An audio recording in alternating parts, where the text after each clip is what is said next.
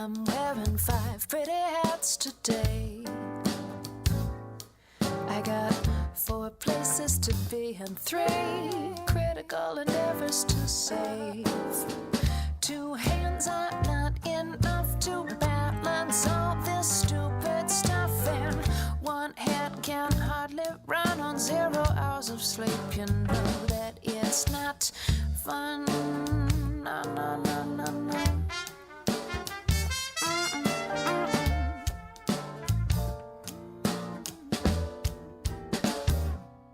But 6th Avenue is calling me away. It's 7 blocks from here to 8 or 9 perfect cafes.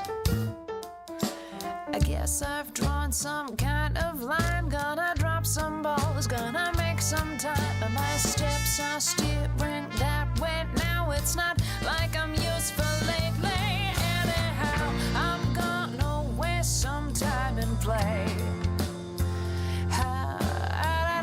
I'm gonna find the right cafe. I'm gonna lay down my dismay and sit in just 1 chair all day and wonder what it would take to stop the world. A spell. I feel dizzy and a bit unwell to just sit, just stare. There's no one in mortal peril if I stop the world a while. 1 raw sugar, please. I love your smile, babe. Just chill, just breathe. I'll take this one in a real cup, please. Go breathe deep till I'm dizzy. Hey, stranger, you look pretty busy. Hey, love, you look like a zombie on parade. You got a cell phone, sword, and a briefcase barricade. Hey, you can't taste your coffee when you drink so fast. Is that your 10th or 11th cup, stranger? Look at me, I've never said hello, and that's killing me. I've seen you here a dozen times. But I've been wrapped up in my rhymes. We've both got places to be, people to see, and doubtless ladders to climb. But I don't, stranger, don't you wonder, wouldn't you love to stop the world with me? Spend 10 minutes being just to be. We'll talk or not.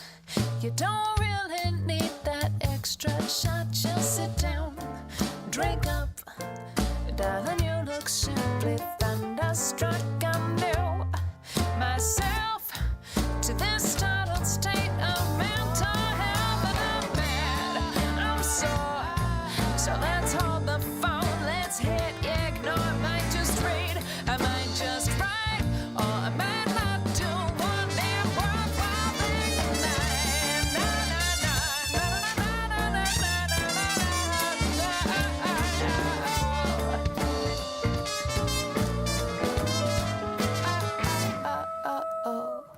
I like to walk downtown at night.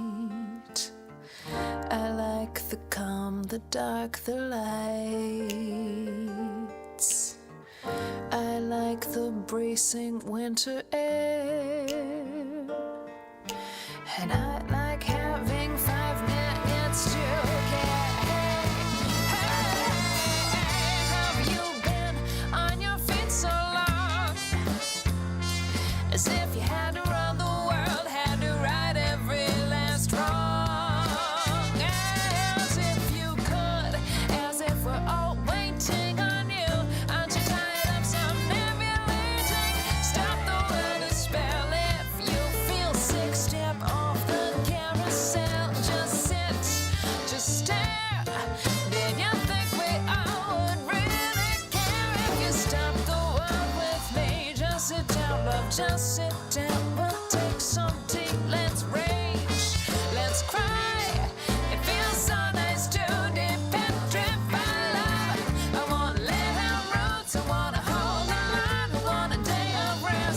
a Sunday smile. So take off your hat and unclench your teeth and fill up your mouth with something sweet. You have to breathe, write it on your forehead if you need to. Just don't forget. Or aren't you tired of somnambulating yet?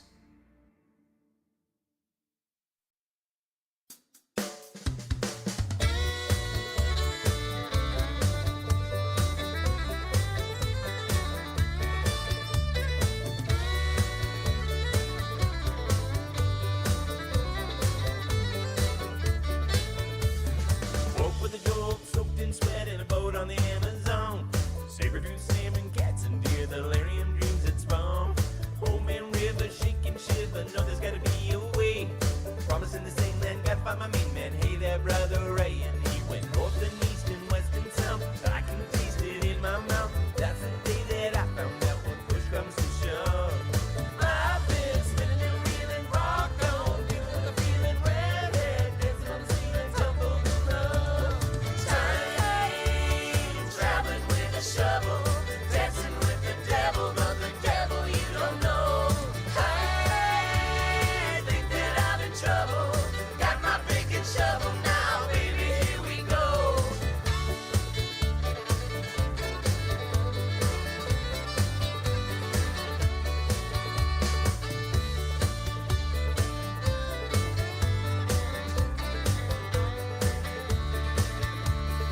Plants and rocks of plants and give a flowered stone.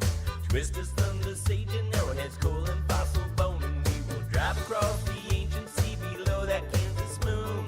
Spinning tires and plankton, spicy, endless and big blue. With the urban hits, the Midwest punk, avant-garde electro funk. Fish and fossils in the trunk, we sparkle and fade. Time's been still and stolen, starshine, fire in the falling, hell big, shovel cuts calling, slippery slow. Time traveling with a shovel, dancing with the devil, but the devil you don't know. I think that I'm in trouble. Got my pick and shovel now, baby, here we go.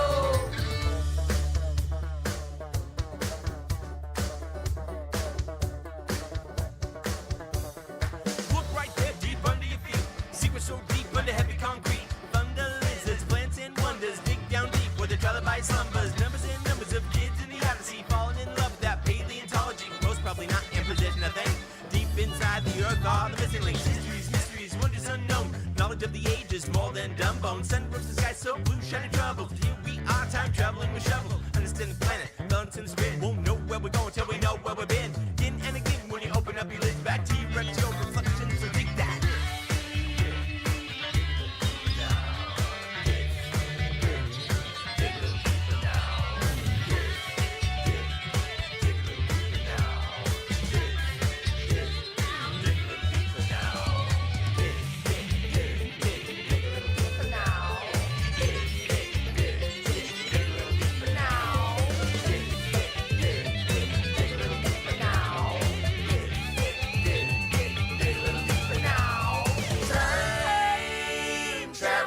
Shovel, dancing with the devil, but the devil you don't know.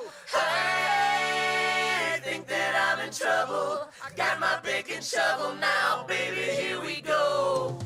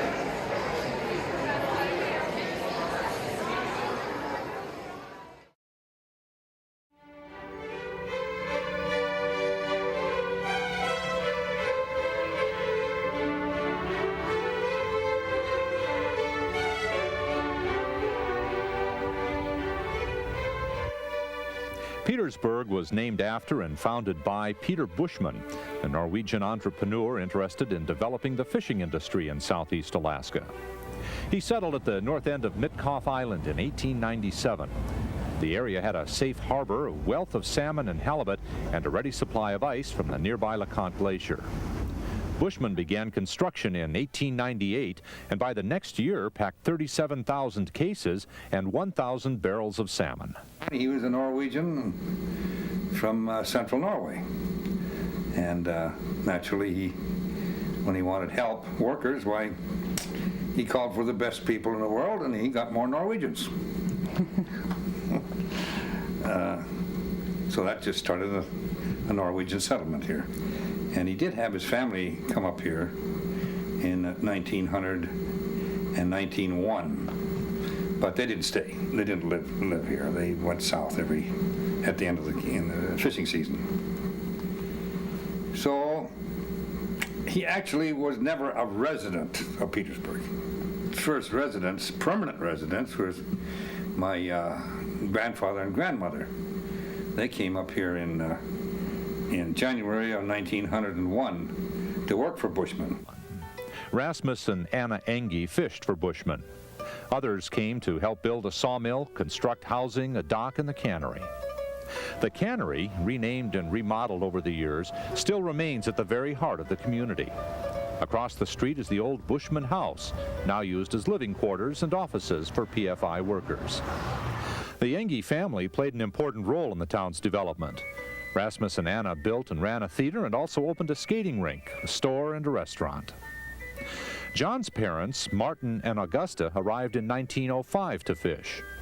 The two homes they built sit on adjoining lots. One is still occupied by the Engi clan. John was born in Petersburg in 1915. Now retired from managing fish processing plants, he's lived through much of the town's history. 20s, there was a big migration early 20s, big migration of Norwegians. And you can go down the street and they spoke Norwegian. But I could understand and speak a little Norwegian. I also could understand Tlingit. Some of my boyhood friends were Indians or natives, and to get along with their parents, why we had to learn a little Tlingit. So when I started first grade, I must have had an awful brogue because there was 3 languages all mixed up. But it was a good life for boys. I think southeastern Alaska in those days was a wonderful place. Norwegian heritage remains strong in Petersburg. The Sons of Norway Hall has been an important social center since 1912. The community celebrates Norway Independence Day with a 3-day gala in mid-May. And their sister city is Hammerfest, Norway.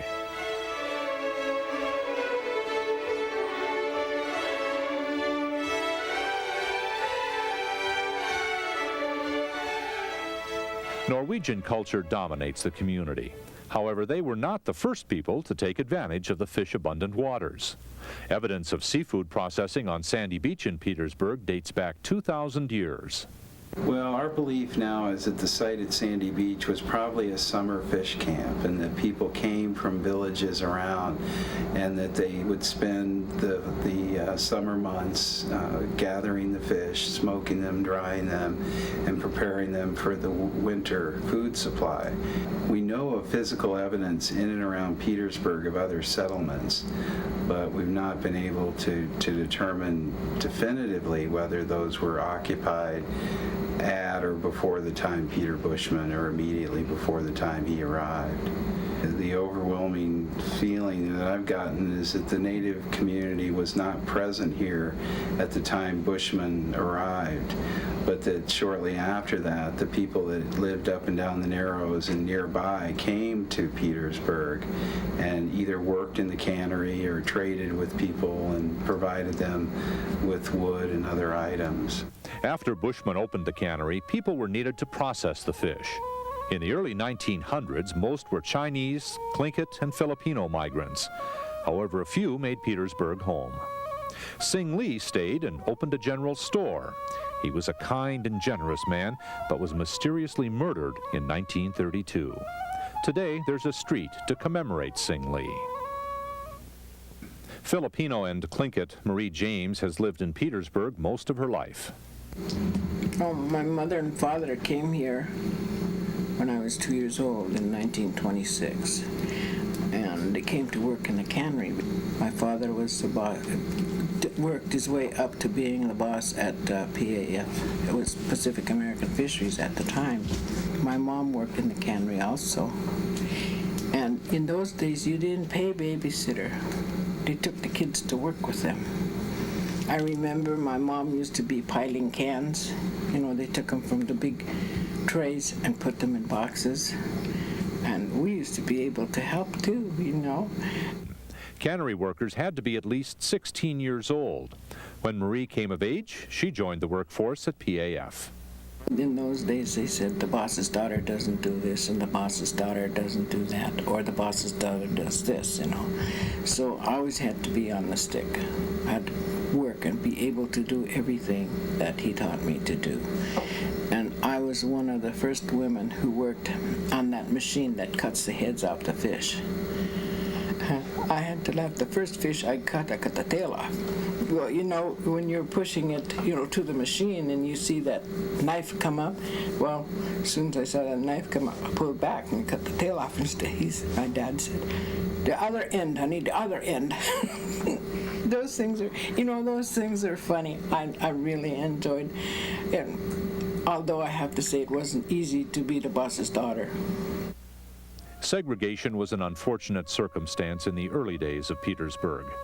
Many establishments and functions were closed to or separated people of color from the white population. This began to change in the 1930s, and by the 40s, most places and events were open for everyone to enjoy.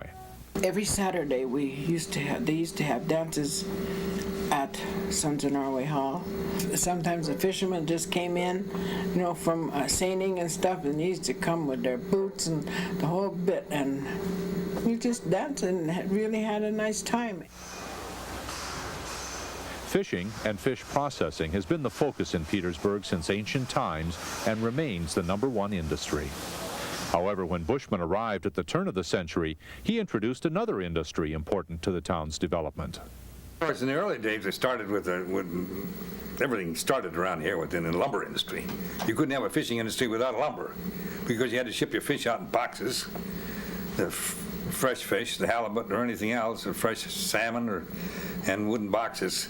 And you also, in those days, salted a lot of fish. So you had to have barrels. And you had to have lots of barrels. So a lot of the yards around here were making barrels. A good fishing port, the development of lumber manufacturing, and canneries brought prosperity and rapid development. By 1912, the population had grown to 700 residents. Petersburg processed thousands of pounds of salmon in the early 1900s, as did many southeast communities. But with halibut, Petersburg was and still is #1. Earl Ulmer and his brother-in-law, Carl Sifferman, began processing shrimp in 1916. Alaska Glacier Seafoods was the first shrimp plant in Alaska. The location changed after a fire in '43, and the shrimp is now picked by machine. The plant still remains in the Ulmer family, with Earl's grandson, Dave Ulmer, managing the business. Most developments and changes in Petersburg relate to the fishing industry. The biggest change in Petersburg was when they got the cold storage built here. That held the fleet here, increased the size of the fleet, and it made it possible for the boats to come in here, sell their fish, and be with their families. So they didn't have to migrate out of here. And I think that was in 1927 was probably the cold storage was the biggest change. A diversion from the fishing industry came during the 20s and 30s when fur farms became popular. More than 60 permits were issued for Petersburg and the surrounding islands. And the state's only experimental fur farm operated in Petersburg for 35 years. World War II also brought big changes. The town's population of 1,400 dropped dramatically when most of the men left to defend their country.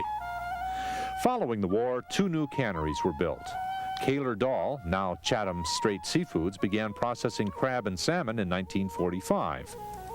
In 1954, Petersburg Processors started their seasonal salmon operation, now owned by Nellbro Packing Company. Then, during the late 50s and early 60s, crab became big business.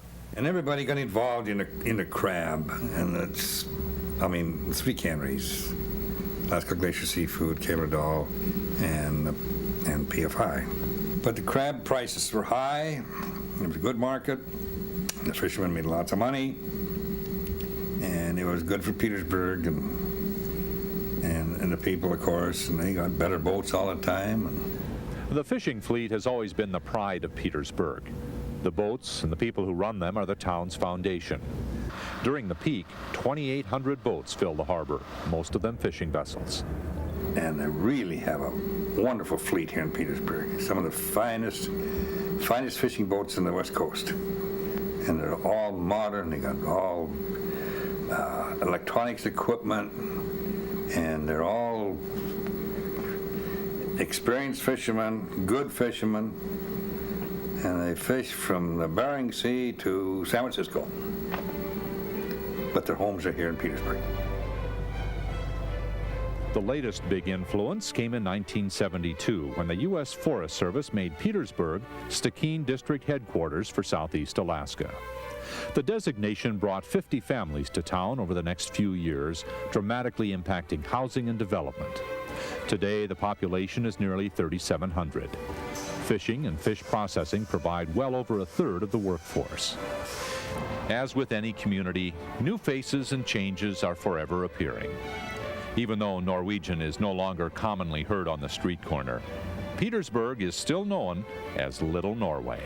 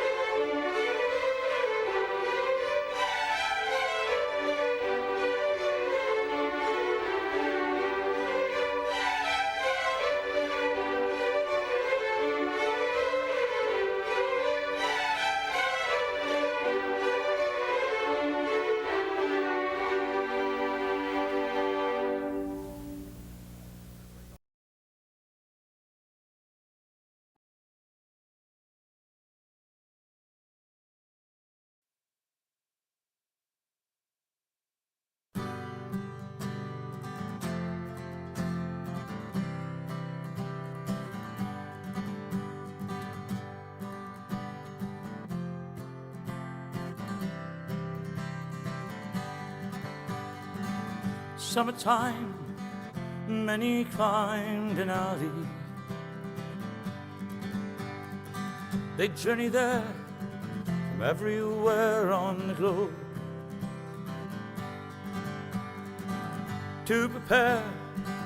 It takes years of planning to test their souls against her ice and snow.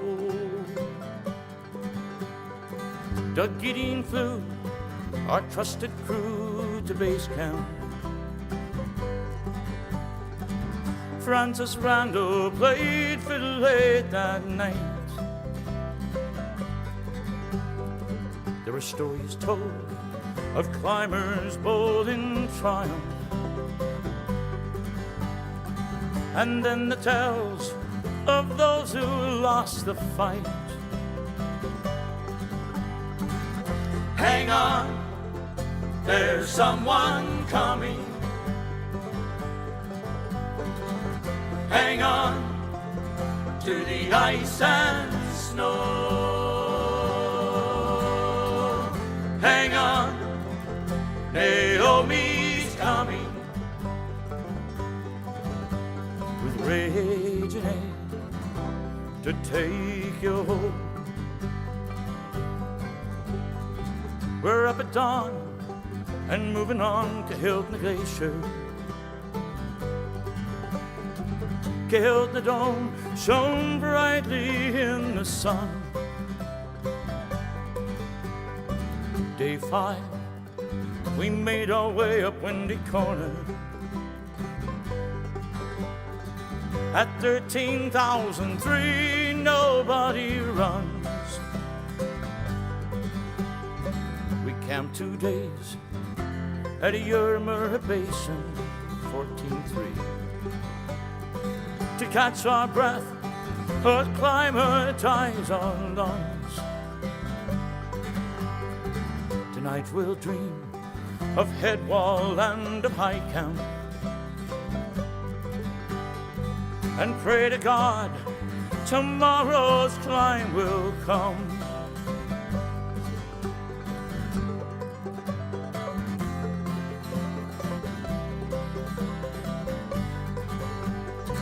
At 4 o'clock, we stood atop of the West Buttress, past a German team coming back from the top. The faces gaunt, one was barely breathing, too tired to move yet too afraid to stop. Hang on, there's someone coming. Hang on to the ice and snow. Hang on, Naomi's coming with raging air to take you home. At morning song, we looked upon the summit. It must be true, this mountain has a heart. The sky is clear, there's no clouds on the horizon. We'll make it to the top and we'll be back by dark. Going's fast, Denali passed by lunchtime. Archdeacon's Tower stands so proud and so high. And then we stood, hearts pounding at the summit. 20,300 feet in the sky. Hey!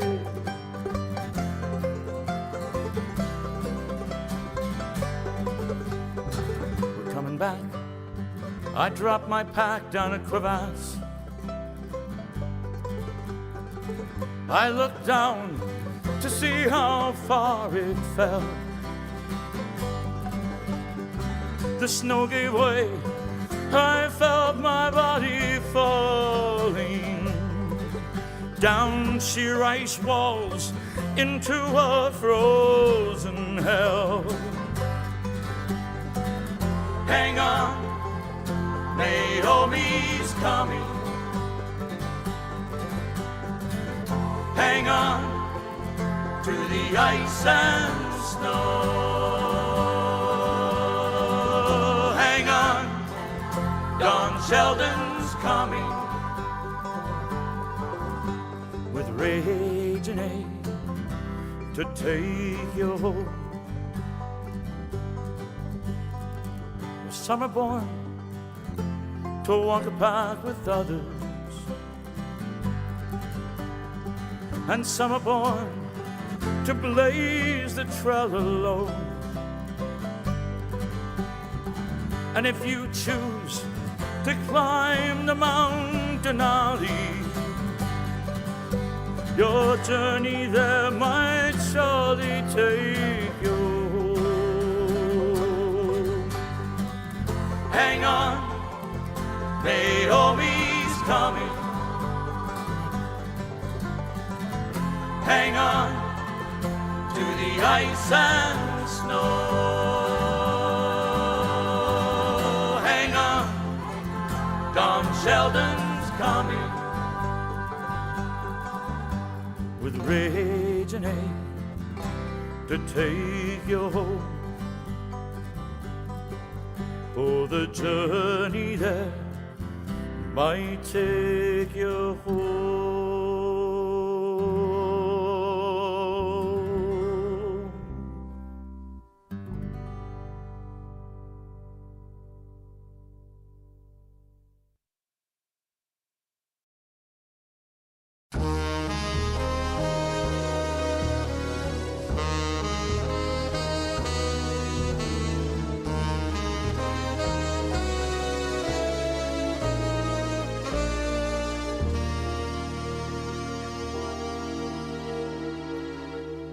You're the one for me.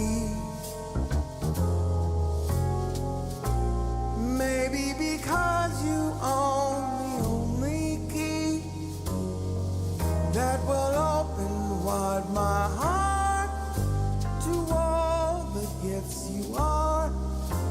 A lover like no other I will ever know. And I'm the one for you. Nobody else could get you like I do. Your worst of times, your best, were lost on all the rest who never dared believe you as you are. Out from a smoky past, I wished for you. And like a lucky star, you appeared. And over the arc of time, my wish came true. Love is now and here for us, my dear. Yeah, you're the one for me. Deep in your timeless eyes, my fate I see. And I shall keep this flame ever burning in your name. 'Cause you're the one for me.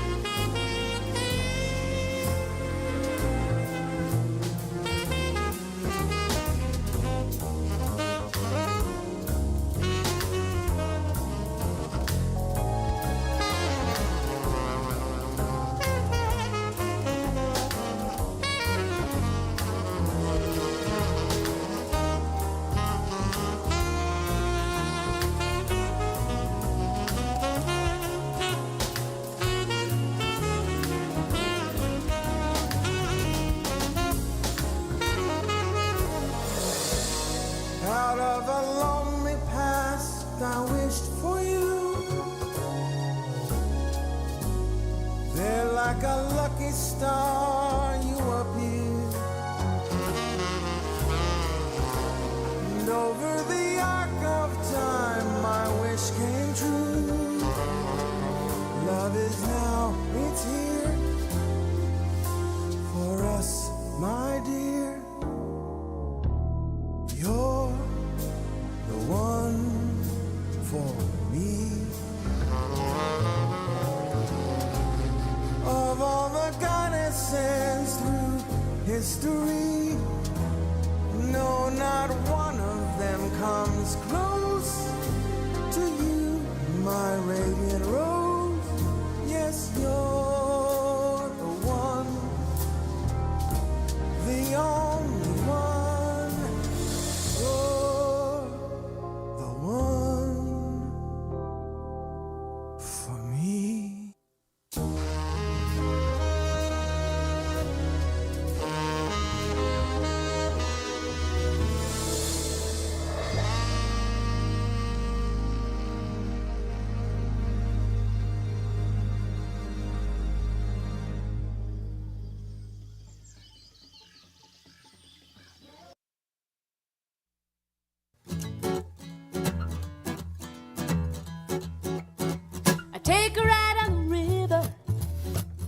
catch you away in a wooden skiff while the radio plays that sun sinking low over the willow. Breezes are blowing, life is so peaceful. You drop your line in the water, catch you a fish.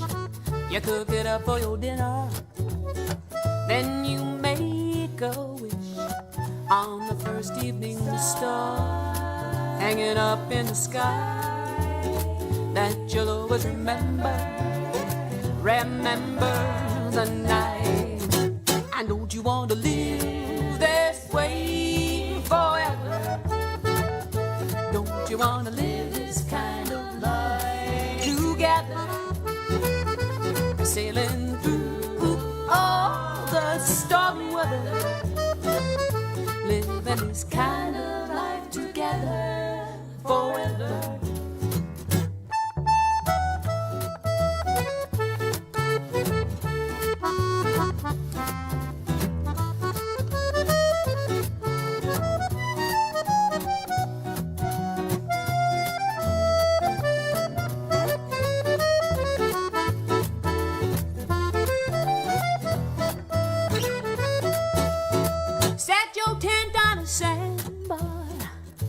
Build you a fire, talk about your dreams as the night expires. That sun sinking low over the willow, breeze is still blowing, life is so peaceful.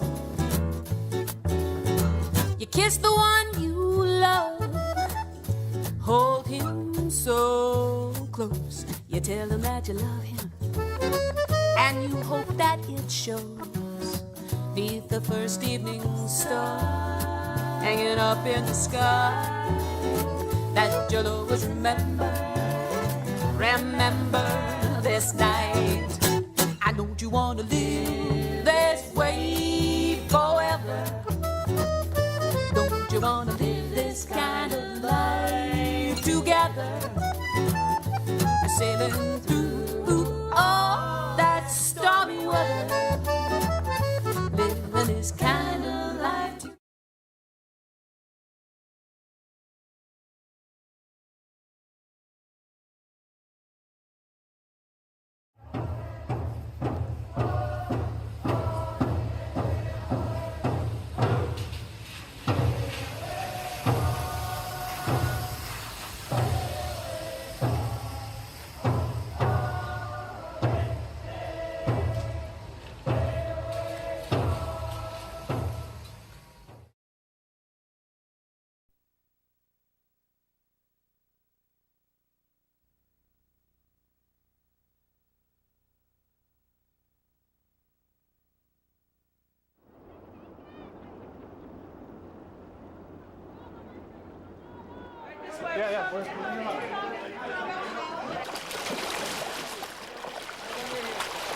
Guys, get a C-stand and just to hold it up for now until we need it back in.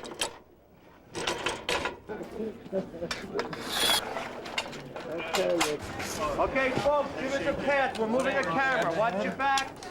Moving a camera. Watch your back. He's moving fast. Thank you.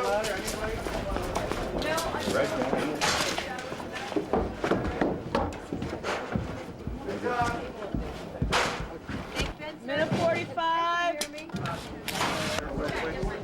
Where is it on that? Now, my black cable. You gotta go that way, guys. Work with me, babe. Work with me. Work with me. That's fine, but you have to let Bob know that That's what what I'm his going role to do. cue I is. just wanted you to see it. Okay. No, do them in the order you got them. Darlene buckets. So, standing by. Here we go. 5, 4, 3, 2. Greetings from Alaska's Mendenhall Glacier, 12 miles long and 3,000 years old. It is just one of more than 100,000 rivers of ice flowing through the state of Alaska.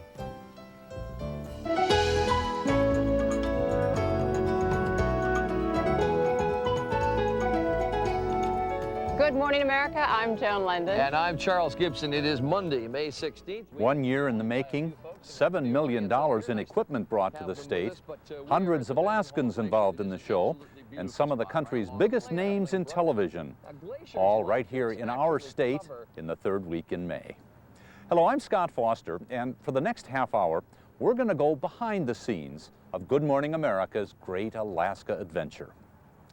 It's easy to understand why Good Morning America came to Alaska. The state's natural beauty, the exotic locations, and the larger-than-life reputation appeal to the storytellers from a network morning show who then combine those stories with incredible pictures. When you see the final production on TV, it looks pretty easy and straightforward, but it's not. Many details and long hours were needed to bring this production finally all together. Bringing a network show to Alaska has been one of our longtime public relations goals.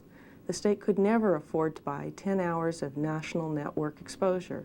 We couldn't buy the 75 stories they aired about Alaska or show the beauty of the state to 30 million viewers in quite the same way. I think that there's no doubt that those 10 hours of national network exposure will mean great things for tourism, for Alaska's economy, and for the pride of Alaskans who love to showcase the state.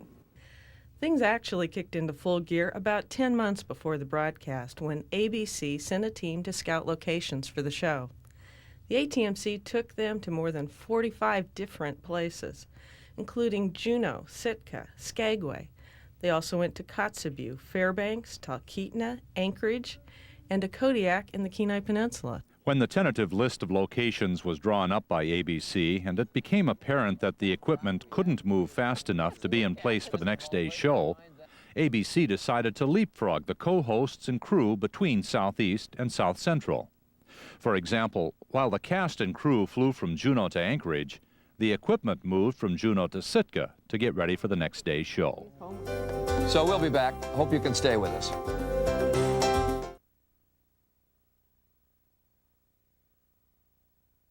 We were well taken care of by everyone here, and the logistics of this operation is rather complex to do 9 different sites in 5 days, as we did. Actually 10, because we were up in Barrow today, and the people who have taken care of us have indeed taken care of us.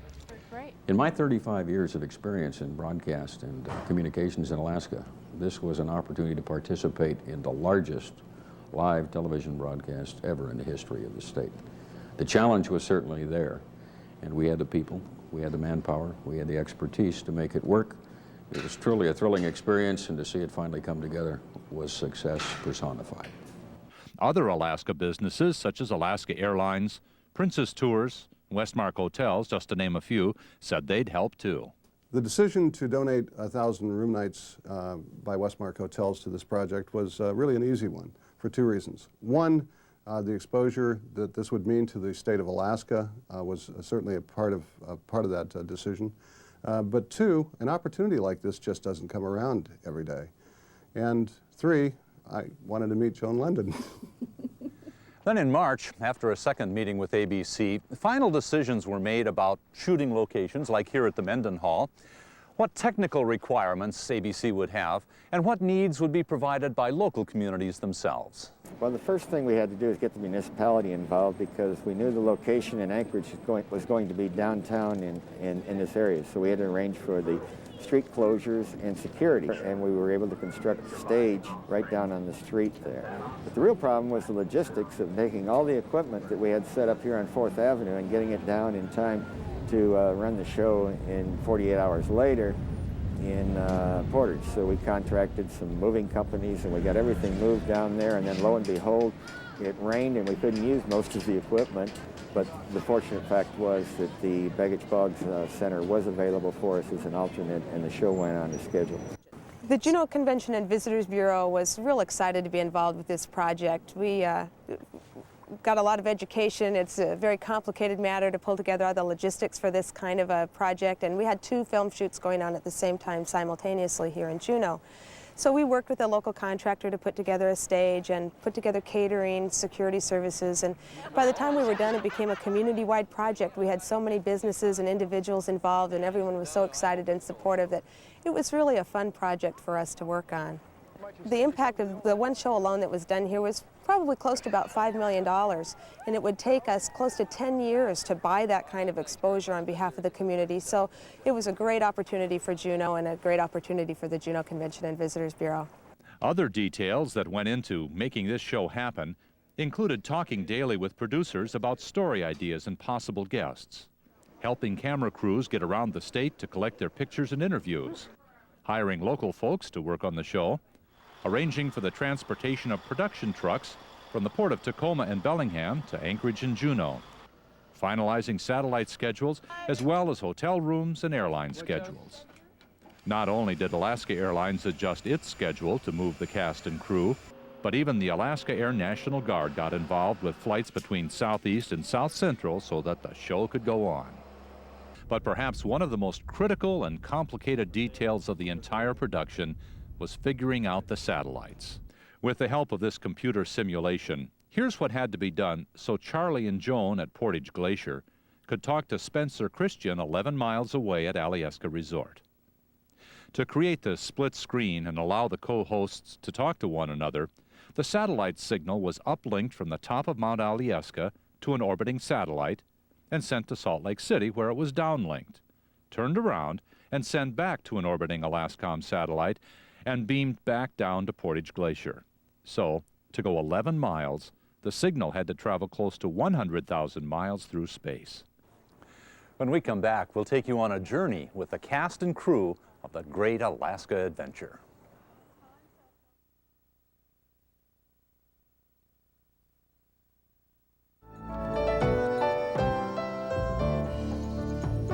I'm Captain Jim Binkley of the Riverboat Discovery number 3 here on the Chena River with my riverboat family and friends.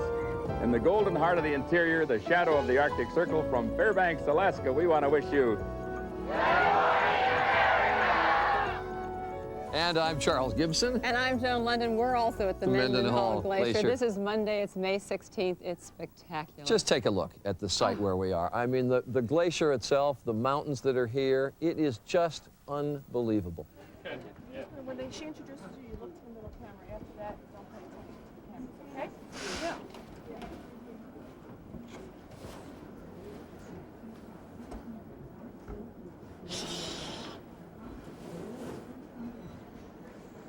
There was a time when folks came here from the lower 48 to strike it rich in the gold fields. Well, those days might be long gone, but there are still folks that come here and strike it rich. And I've got two folks with me this morning, transplants, who came here to find their fortunes. I want to introduce them to you. Ree Munoz is one of the state's best-known artists. Her distinctive watercolors are on view in her own gallery here in Juneau, as well as galleries all across the United States.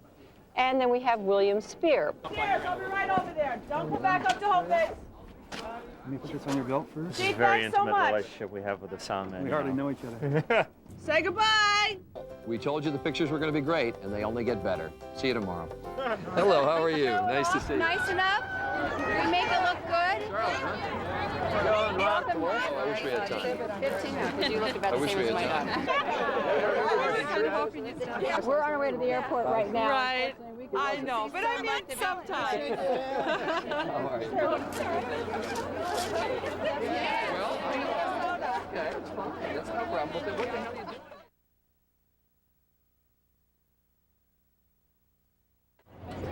Okay, folks, we're going to do a rehearsal. You have a big part. When they say, hi, I'm Joan and Charlie, you guys have to clap, okay? And Chugach, right? Chugach. 15 minutes. They're not ready yet, but let's practice on the count of 3. Ready? Confirm. 1, 2,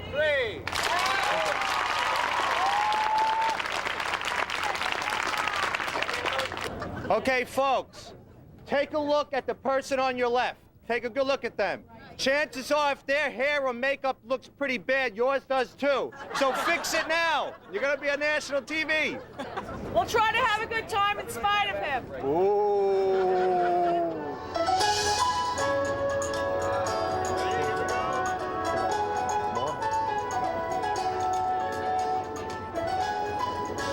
Good morning, America. I'm Joan London. And I'm Charles.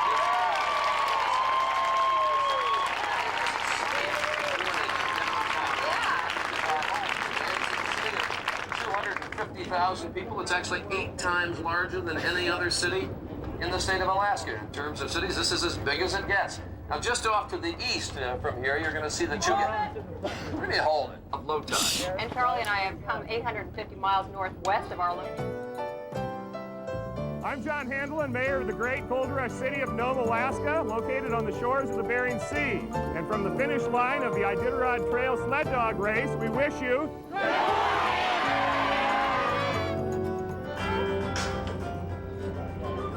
America's Great Alaska Adventure is sponsored by MCI. Coming up, Alaskan men. There are a lot of them, and we'll show you what it's like to climb Mount McKinley. Spencer? Earlier, correction, earlier I said over 9 million.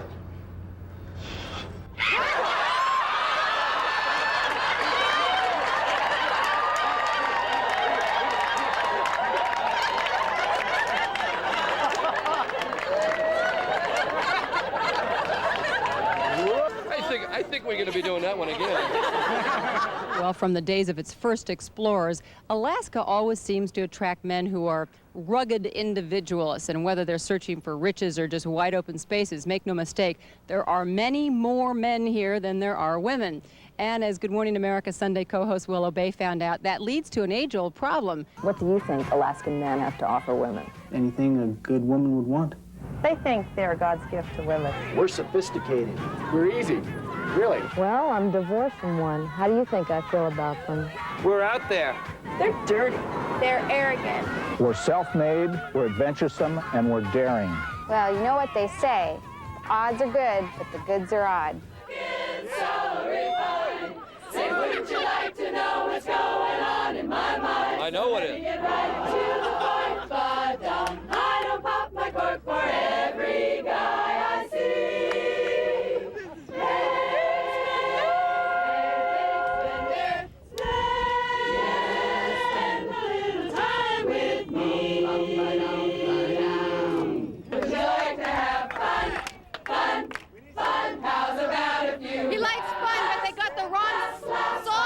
This is not a big spender. No way.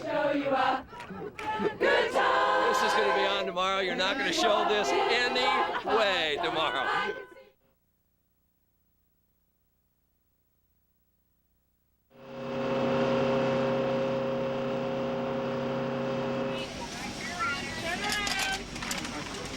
Your flags? Thanks. 2 more cameras. Silver Oak. 1, 2. You guys get earplugs yet? No. These are the first class seats up here.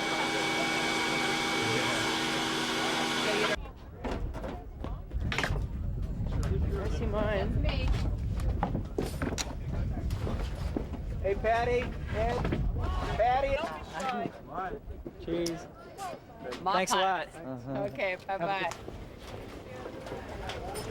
Welcome to Sitka. Welcome. Thank you very much. Hi.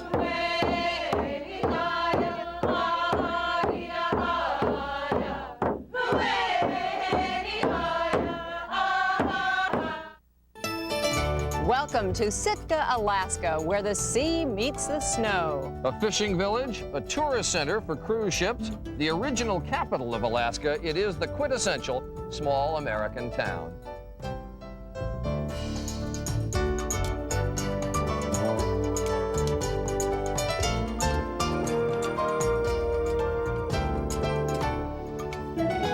Good morning, America. I'm Joan London. And I'm Charles Gibson. It is Wednesday, May 18th, and this is day 3 of our Great Alaska Adventure, and we are in Sitka. Just a few clouds that are cutting off the tops of the mountains, but we're here on Crescent Harbor, the fishing boats behind us. This really is a gorgeous spot. Now, about 170 miles north of here, Spencer is in another very historic site named Skagway. Good morning, Spencer. Back in downtown Skagway, Alaska, thought I'd stroll over to the Skagway News Depot and find out what's the latest news. And boy, do we have some headlines hot off the presses. Thank you, Annie. Wow, this is a big story, folks. Big story. Spencer finds 100-pound gold nugget. I knew my luck would change once I came to Alaska.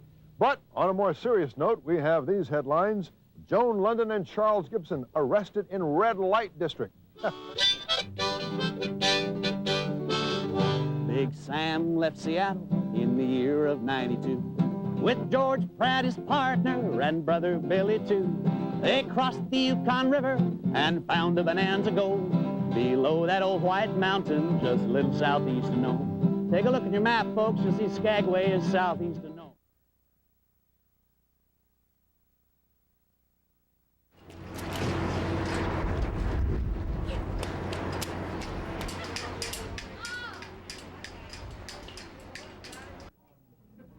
As you can see the monitors, they're going to start in a few minutes. We're going to have some fun with this Alaskan weather, but don't feel too sorry for us. We're actually going inside The to a very warm observation theater deck that's there. right next door, but you'll be able to see this beautiful glacier.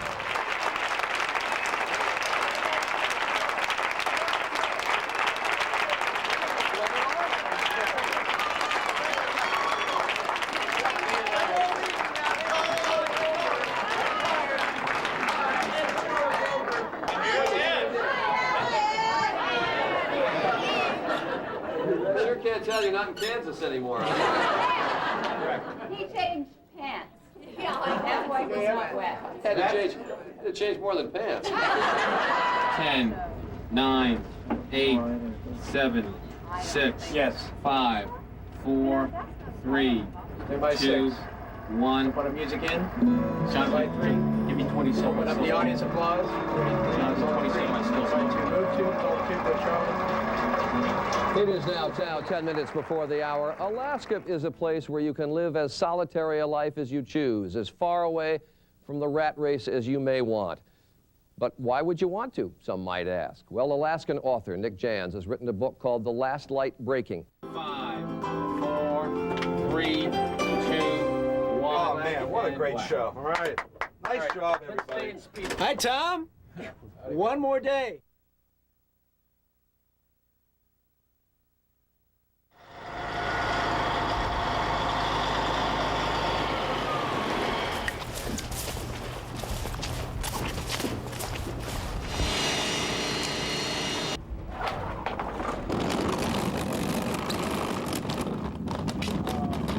We've made it to our last location. This is Susan it. is room And 902. It's absolutely gorgeous. Eric is 901. My room has a little potbelly We have a stove. fireplace in our conference room. I love that. 15. Tom, how are you, Tom? This is my last show. Good morning, America. I'm Joan London. And I'm Charles Gibson. It is Friday, May 20th, and we have another beautiful spot for you. If you were watching yesterday, you know we weren't so much in our element as we were in the Alaskan elements with that driving rain and wind.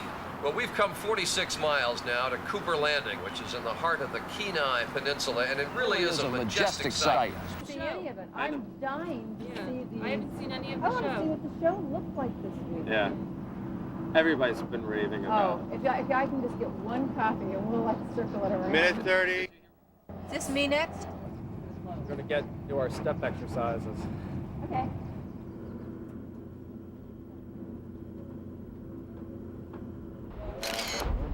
I haven't been taking pictures for about 10 years, and I just bought a new camera, and what these cameras can do compared to what I'm used to, it's unbelievable. Otherwise, I'm going inside to change. Hello, it's you again.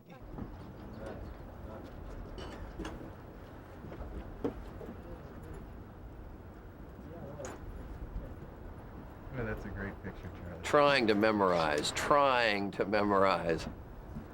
with a mind like a sieve. A place where even Alaskans come on vacation, but 40,000 people live on this peninsula, and they are very mindful of the need to preserve the environment. So a contest called Caring for the Kenai. We are the Kodiak Elephant Dancers from Kodiak, Alaska. The Trish Club from Murakami. Good morning, America! We do want to thank all of the technical help we've had in Alaska. The folks here have really been great. Really great. Yeah, our applause to them. All along the way. And I think it's been pretty evident we've had a marvelous time here We've had this a week. wonderful time. I've been eating my way from one end of Alaska to the other. It's been great. Wild and wacky weather, but that's okay. We That's have some okay. true Alaskan weather. We're It's back in been New York great. on Monday.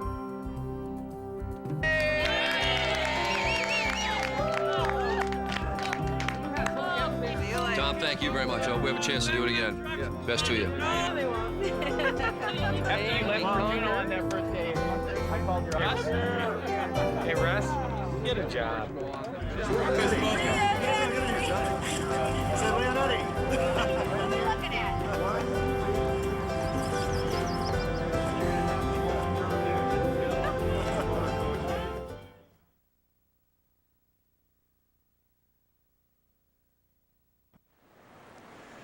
Now that the show is over, Alaskans can sit back and reflect about what was accomplished.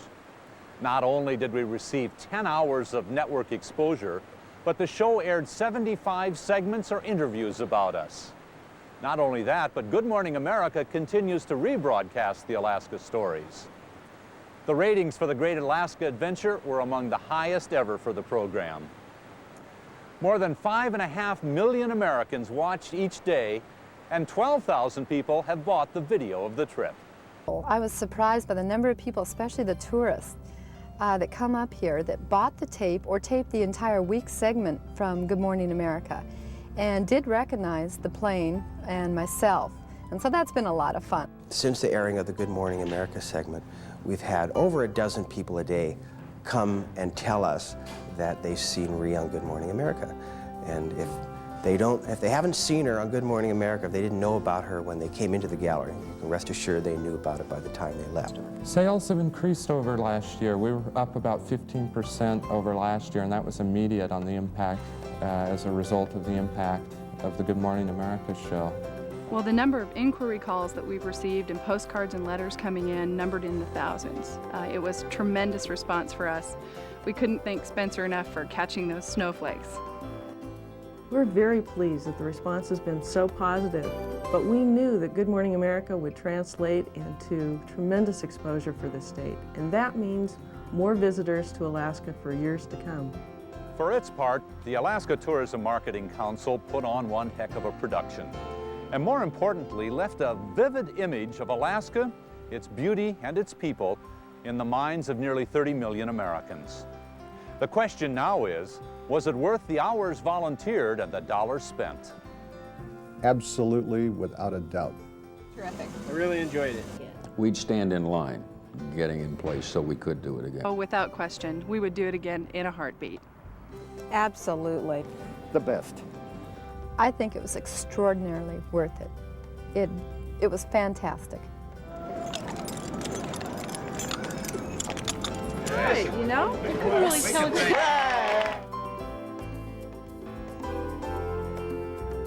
I'm Scott Foster. Thanks for joining us.